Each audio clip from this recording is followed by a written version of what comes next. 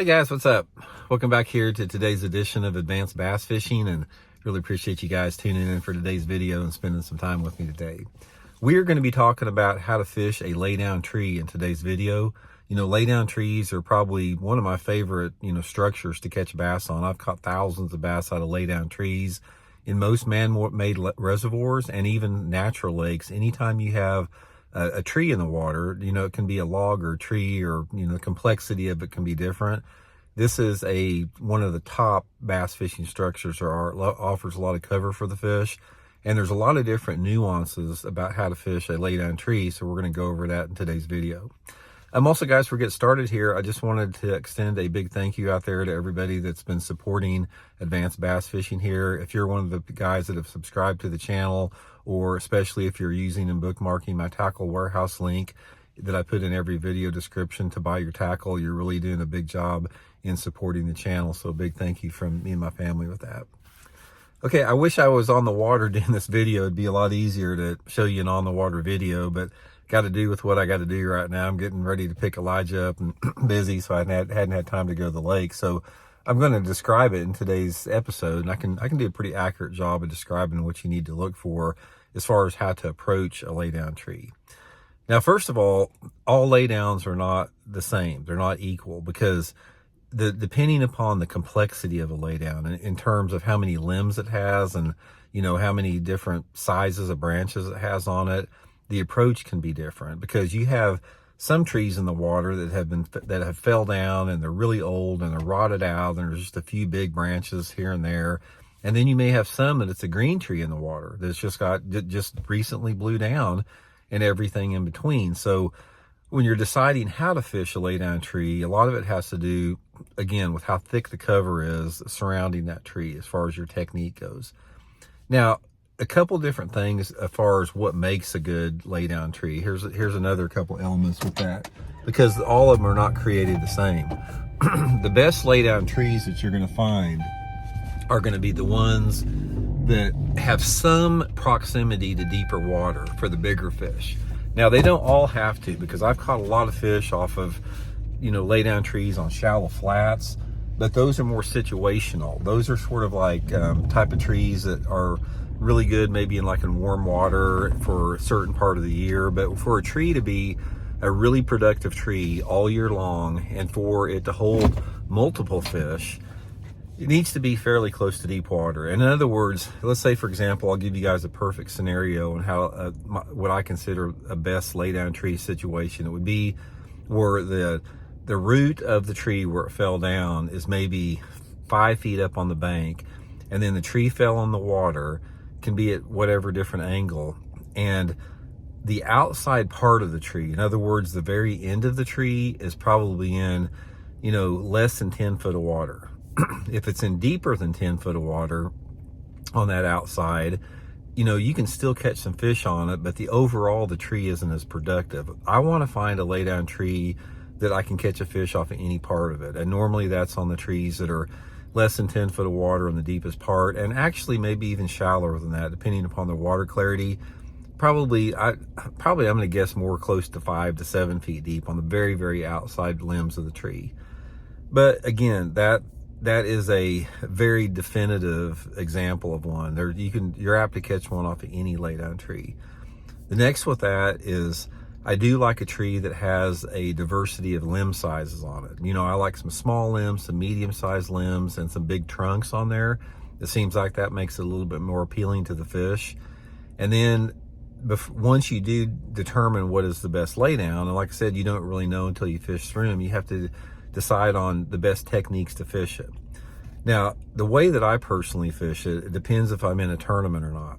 If I'm in a tournament and I have a lot of laydown trees to fish, when I look at that laydown tree, I want my first cast to be where I think that biggest fish is at. And normally the biggest fish in a laydown tree is going to be in the thicker parts of that tree, whether it be close to the bank or halfway back or on the outside. So my first cast, against what a lot of people approach it, how I'll just talk about here in just a little bit, is I want to put that bait in the middle of the thickest part of that tree, because I know that first drop, if I flip a jig or a creature bait in there, that first drop is critical. I want to catch that biggest, most aggressive fish that's in there.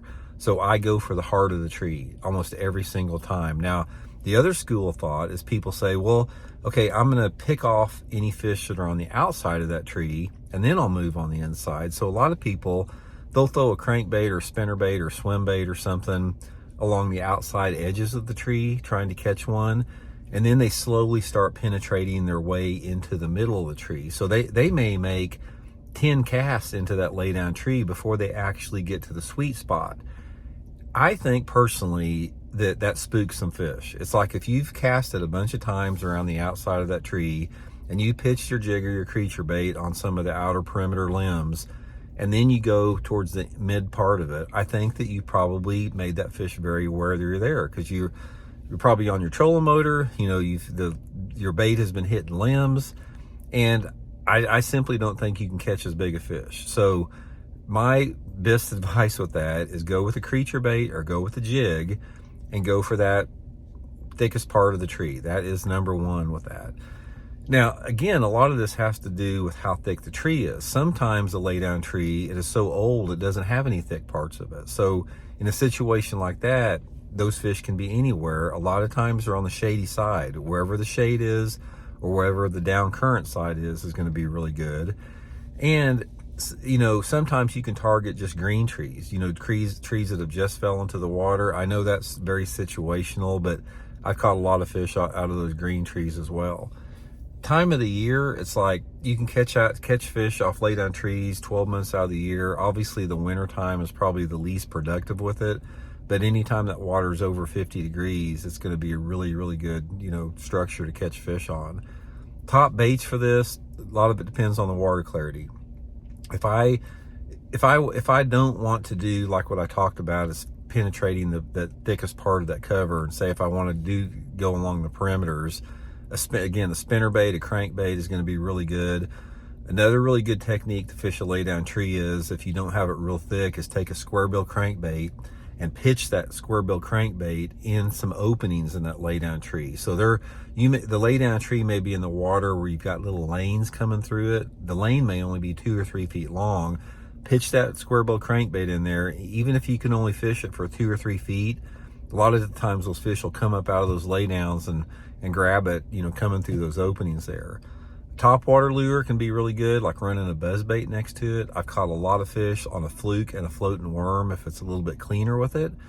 But by far, you know, my favorite lure for a laydown tree is a jig or a creature bait. Either, you know, depending upon the water clarity, black and blue or green pumpkin, you know, that totally depends. But some type of a 1/2 ounce jig or a creature bait like a beaver or a Zoom Z hog.